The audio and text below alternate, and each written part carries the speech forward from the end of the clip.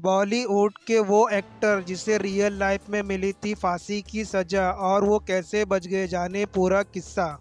आज कहानी एक ऐसे एक्टर की जिसकी जिंदगी ही किसी फिल्मी कहानी जैसी है। जब भारत अंग्रेजों का गुलाम था, वो ब्रिटिश सेना में थे।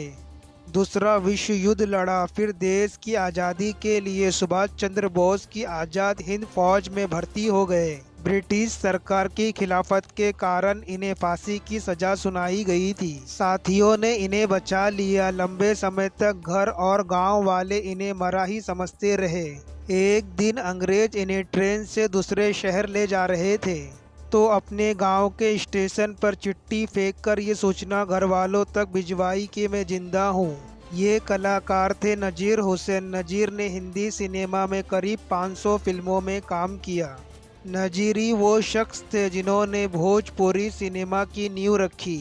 नजीर हुसैन ने ज़्यादातर पिता, दादा और चाचा जैसे रोली फिल्मों में किए। 500 फिल्में देने वाले और भोजपुरी सिनेमा को शुरू करने के बावजूद इन्हें कभी कोई सम्मान नहीं मिला। नजीर हुसैन का जन्म 15 मई 1922 को उत्तर प्रदेश के गांव में उसिया में हुआ था। पिता शहबाज खान इंडियन रेलवे में गार्ड हुआ करते थे। जब नजीर हुसैन ने होश संभाला तो इन्हें पिता की सिफारिश से रेलवे में फायरमैन की सरकारी नौकरी मिल गई। कुछ ही महीने बाद फायरमैन की नौकरी से उकताकर उन्होंने ब्रिटिश आर्मी ज्वाइन कर ली। उसी समय जब दूसरा विश्व युद्ध शुरू हुआ तो आर्मी ने इन्हें जंग के मैदान पर पहुंचा दिया। कुछ समय के लिए नजीर की पोस्टिंग मलेशिया और सिंगापुर में थी। माहौल बिगड़ा तो इन्हें वॉर के दौरान बंदी बनाकर मलेशिया की जेल में कैद कर दिया गया। हालांकि कुछ समय बाद ही इन्हें रिहा कर भारत भेज दिया गया। भारत वापस आए तो अंग्रेजों की गुलामी से इनका मन भर चुका था। 40 के दशक में पहले ही देश में आज़ाद हिंद फौज बन चुकी थी, जिसकी कमान नेताजी सुभाष चंद्र बोस के हाथ में थी। सुभाष चंद्र बोस से प्रेरित होकर नजीर भी इंडियन नेशनल आर्मी में भर्ती हो गए। बचपन से ही नजीर को लिखने में महारत हासिल थी, तो इनके हुनर को समझकर सुभाष चंद्र बोस ने प्रचार प्रसार के लिए लिखने का काम सौंप दिया। अंग्रेजों के खिलाफ आवाज़ उठाने पर एक बार इन्हें फांसी की सजा सुनाई गई थी।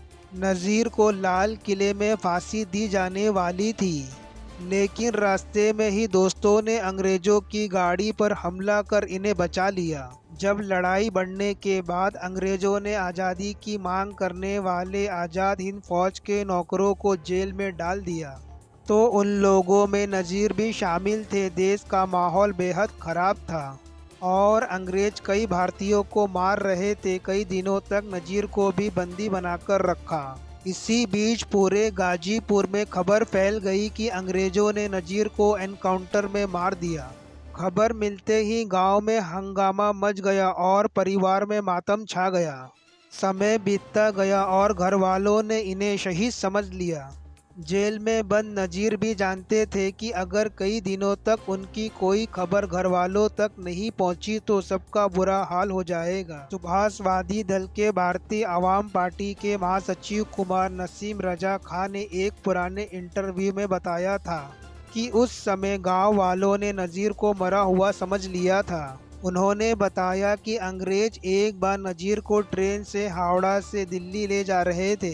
रास्ते में दिलदार जंक्शन भी पड़ता था, जिसकी जानकारी नजीर को थी। चालाकी के साथ नजीर ने अंग्रेजों से एक पेपर और पेन लिया और तुरंत घर वालों के नाम एक चिट्ठी लिख दी। जैसे ही स्टेशन आया तो नजीर ने वो पन्ना स्टेशन पर फेंक दिया। किस्मत से वो पन्ना उसी गांव के एक आदमी के हाथ लगा और उसने पूरे गांव में खबर फैला दी कि नजीर अभी जिंदा है। खबर मिलते ही गांव वाले स्टीम इंजन से चलने वाली मीटर गेज ट्रेन के पीछे नजीर को छुड़ाने दौड़ पड़े।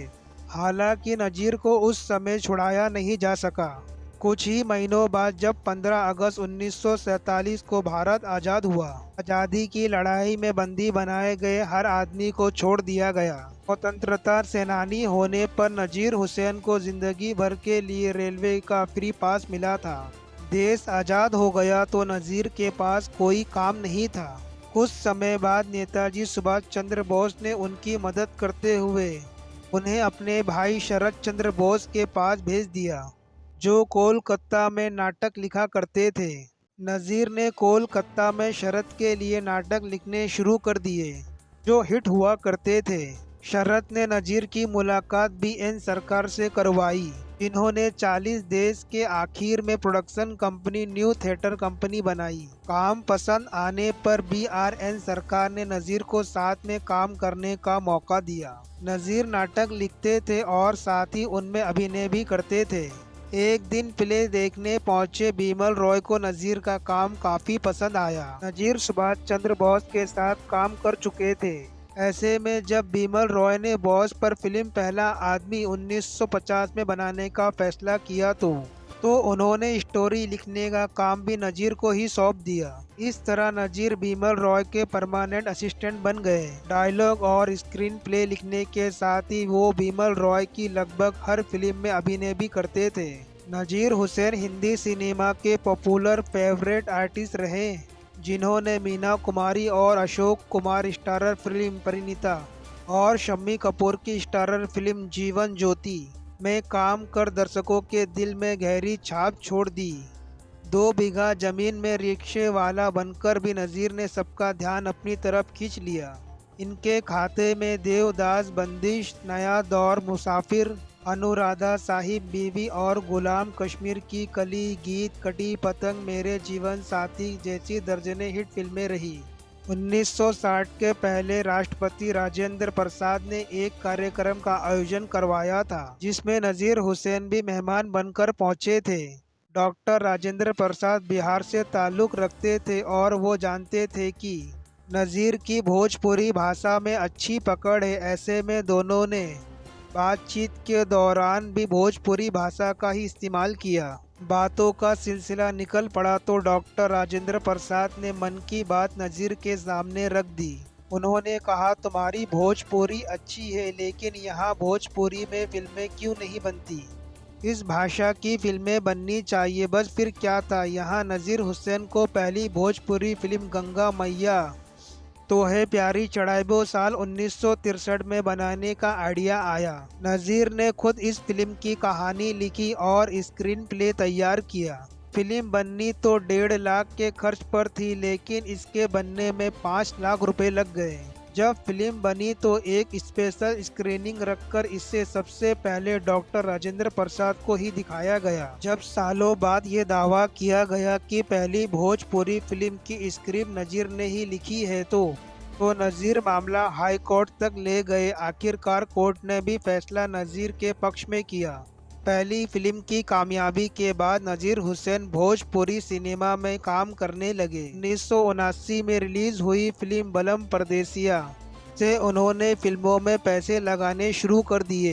ये फिल्म आज भी भोजपुरी सिनेमा में बेंचमार्क मानी जाती है। भोजपुरी फिल्मों के साथ साथ नज़ीर हिंदी फिल्मों में अमर अकबर, अंतोनी, कटी पतंग, द बर्निंग ट्रेन, असली नकली में भी नजर आए।